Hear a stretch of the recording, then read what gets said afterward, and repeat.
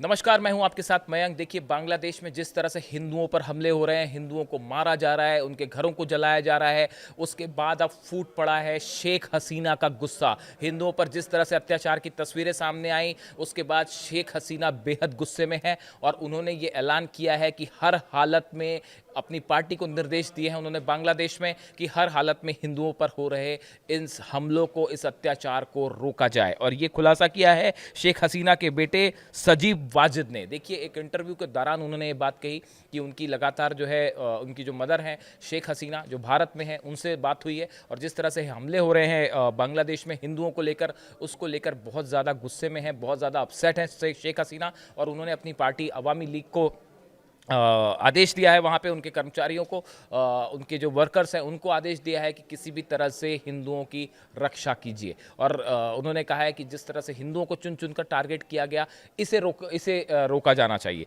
देखिए, उस्मान हादी की जिस तरह से हत्या हुई बांग्लादेश में, उसके बाद आज जो है उनको सुपुर्द खाक किया गया और उनको जो है दफना दिया गया। उसमें लाखों की संख्या में लोग मौजूद रहे। अब सवाल अभी भी ये है कि उस्मान हादी की हत्या क्यों हुई और उसके बाद हिंदुओं को क्यों टारगेट किया गया। जिस तरह से देखिए, हमने देखा एक हिंदू लड़के दीपू को जिस तरह से उसकी हत्या हुई और पेड़ से लटका कर उसको जला दिया गया, जिसके बाद जो है हिंदुओं में ज़बरदस्त गुस्सा देखा गया।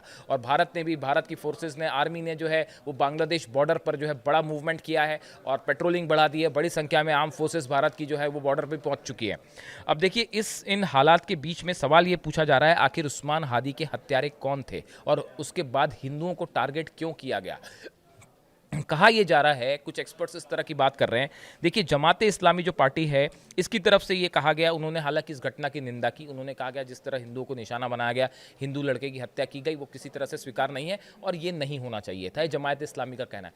लेकिन कुछ एक्सपर्ट्स ये मानते हैं कि हो सकता है कि उस्मान हादी की हत्या के पीछे उसके ही किसी करीबी का हाथ हो, या हो सकता है जमात इस्लामी का ही इसमें हाथ हो और आने वाले चुनाव में जमात इस्लामी को फ़ायदा पहुंचाने के लिए, उसके फेवर में एक हवा बनाने के लिए, इस तरह से जो है पूरे हालात का फ़ायदा उठाने के लिए किसी करीबी ने ही उस्मान हादी की हत्या कर दी हो। ये एक बड़ी साजिश हो सकती है और उसका परिणाम ये हुआ कि हिंदुओं पर हमले होने लगे, हिंदुओं को टारगेट किया जाने लगा। अब देखिए, इसके साथ ही एक बात ये भी कही जा रही है कि कुछ एक्सपर्ट्स इस तरह की बात कर रहे हैं कि मोहम्मद यूनिस सरकार को भी फ़ायदा पहुंचाने की कोशिश हो सकती है कि जो अगले साल चुनाव होने वाले हैं, उन चुनावों को टालने के लिए, उन चुनावों को पोस्टपोन करने के लिए ये एक बड़ा प्लॉट हो सकता है जो तैयार किया गया हो। अब इसकी हकीकत जांच के बाद ही सामने आएगी, लेकिन जांच कैसे हो, बड़ा सवाल ये है।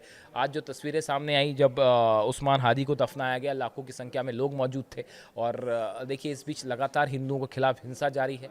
कई घरों को आग लगा दी गई है, कई दफ्तरों को आग लगा दी गई है। बांग्लादेश के 2 बड़े अखबार जो हैं उनके दफ्तर जला दिए गए हैं। उसके बाद वहाँ पर लगातार हिंदू जो है वो मदद की मांग कर रहे हैं कि उन्हें सुरक्षित रखा जाए। इस बीच शेख हसीना जो है, उन्होंने जो है बड़ी बात कही है कि हर हालत में जो है हिंदुओं की रक्षा की जानी चाहिए वहाँ पे। और इस तरह के जो हालात बिगड़े हैं शेख हसीना की सरकार के हटने के बाद, देखिए उनका कहना यह है कि जब तक हमारी सरकार वहाँ पे रही, शेख हसीना रही, तब तक ऐसे हालात नहीं थे, लेकिन उनको हटाने के बाद, उनके खिलाफ जो साजिश हुई और उन्हें वहाँ से जब हटाया गया, उसके बाद आज बांग्लादेश के हालात जो है वो किसी से छुपे नहीं है। तो इससे जुड़ा जो भी अपडेट होगा हम आप तक पहुँचाएंगे। बांग्लादेश में हिंदुओं के क्या हालात हैं और उनके ऊपर आगे हमले होते हैं, नहीं होते हैं, क्या हमले रुकते हैं, इन सब पर हमारी नज़र होगी। जो भी अपडेट होगा आप तक पहुँचाएंगे।